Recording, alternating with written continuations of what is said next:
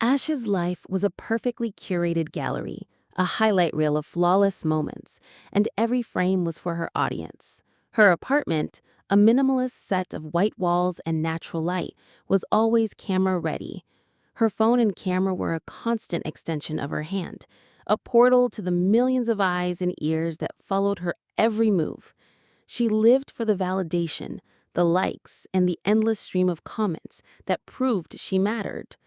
Right now, she was filming a new look of the day video. She posed and smiled, her motions fluid and practiced. Everything was exactly as it should be. The lighting was perfect, her outfit was flawless, and her confidence was on full display. The red recording light was a tiny, reassuring heartbeat in the corner of her vision. After a few takes, she went to review the footage. That's when she saw it. A small, almost imperceptible flicker in the mirror behind her. For a split second, a distorted figure, a shadowy smear that didn't belong, appeared and was gone. She replayed the clip. It was there, a brief, unsettling glitch. Ash laughed it off, assuming it was a camera or a lighting mishap. She edited the video, erasing the flaw, and uploaded it with a playful caption. Within minutes, the comments began to roll in. Did anyone else see that weird shadow in the mirror? Creepy, you should edit that out. Ash felt uneasy. She went back to the video, and sure enough, the shadowy presence was still there. She was sure she had edited it out, but it seemed to find its way back into the footage at different points. The engagement seemed to be off the charts, but she couldn't shake the uncomfortable tinge in the back of her mind. Intrigued, she started to look back at her other recent posts. A selfie from last week had a dark, blurry shape in the background as well. It almost resembled a blurry face. This was odd. Surely she would have noticed something that seemed so apparent now when she posted it. A photo of her dinner showed a faint, shadowy hand-like shadow reaching for her fork. Her followers, thinking it was a clever viral marketing stunt, began to create their own posts, and the hashtag #ShadowFollower was born. Ash found herself not being sure whether she should be excited or unnerved. Later that night, she was recording an unboxing video, her headphones on, describing the newest high-tech smart speaker with a practiced excitement. Suddenly, a faint, scratching sound echoed in her audio feed, a noise that didn't belong and startled her. She pulled off her headphones quickly and whipped her head around the room. The sound was gone, and her apartment was silent, save for the low hum of the air conditioner. Glancing around once last time, she put the headphones back on, and the sound returned within seconds, though now it was accompanied by a low, guttural growl. So quiet, it was barely a whisper. Ash's hand shook. She hit stop on her camera, silencing the audio feed, and the growl vanished instantly. She told herself it was just background noise from the street or a strange microphone glitch. To be sure, she restarted her computer before connecting again. While she waited, she sat in the quiet of her apartment, the silence weighing heavily on her, as if holding its breath. Once her computer was back up, she thought about doing the rest of her video, but she was certainly not in the right headspace for it, so she decided to call it a night. That night, Ash struggled to get to sleep. She didn't hear the creepy growling again, but she felt like she would at the exact moment she started to drift off to sleep. Eventually, the exhaustion won, and Ash faded off to a night of uncomfortable dreams, tossing and turning across her bed. The next day, there seemed to be not enough coffee in the world to keep her fully awake and aware. But what did bring her around was the cold knot of fear and nerves in Ash's stomach. She couldn't shake the memory of that low growl in her headphones. She posted a new video, a shaky, unedited clip, a stark contrast to her usual polished content. She tried to make a joke out of it, to laugh off the strange glitches and sounds. "Hey all," Ash began, her smile not quite reaching her eyes. "My phone and camera have been acting weird lately. I'm thinking maybe I need an upgrade or something." She forced a light laugh, but her voice was trembling slightly. "It's been adding some unexpected special effects to my content. Bear with me while I work these out. She uploaded the video, a desperate plea for reassurance. The comments came almost immediately, a mix of concern and confusion. Some of her followers, still playing along, commented with goofy ghost emojis, but others were more direct. "You look scared, Ash. Are you okay?" Another commented, "You should be scared. It's not a glitch." Then, a direct message appeared from a strange new account. The profile picture was a solid black square. The name was a jumble of letters and numbers. The message simply said, "It's not a glitch, Ash. They're watching you through our eyes." While she tried to convince herself it was a joke, her blood ran cold. She tapped on the profile. It was filled with dozens of grainy, distorted videos, all uploaded by different users. Each one showed a flicker of movement in a mirror, a stretching shadow on a wall, a figure in the background that didn't belong. Every single post was tagged with hashtag #TheShadowFollows. A terrifying realization dawned on her. Whatever this shadow shape was, it wasn't just in her phone, computer, and camera.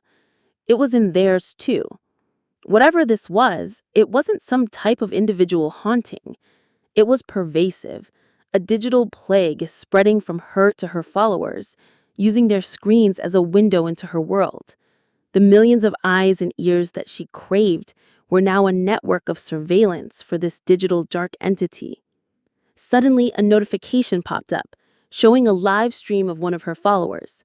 She tapped on it, her heart pounding. The follower's face, a young man with a friendly smile, filled her screen. He waved at the camera. Then his face distorted for a split second. His eyes turned to pools of pure black. A familiar guttural whisper came through her headphones, his voice twisted and unnatural, saying her name. It seems like the creepy digital stalker was no longer content to just watch her through her followers' eyes.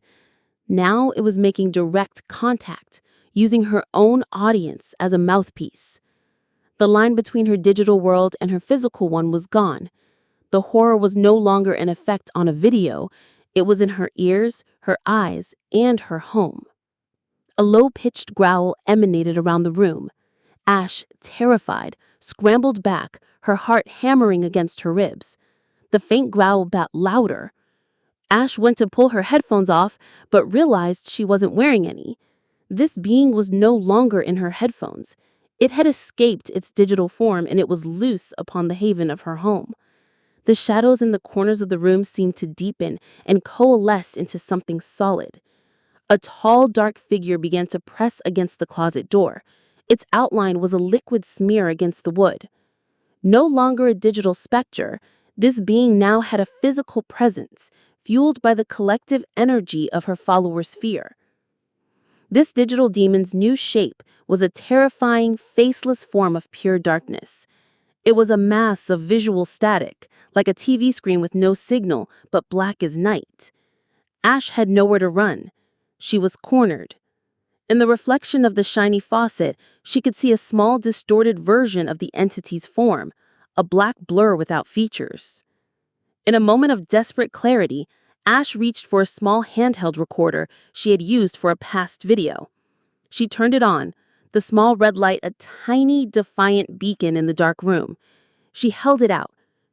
"You're not real," she whispered to the entity, her voice shaking but firm. The entity let out a low, guttural roar, the sound no longer a mere audio file but a deafening noise. Its form flickered, its attention now divided. It was a being of pure energy. It hovered, as if blind, moving only slightly forward, then back again, as if it could not see or hear. When Ash's computer flashed an ad with a young woman, the inky black form gravitated closer. When a video played automatically after, it neared her computer. It's sensing a presence, including a digital one, Ash realized. Perhaps its problem was that it couldn't exist without a host.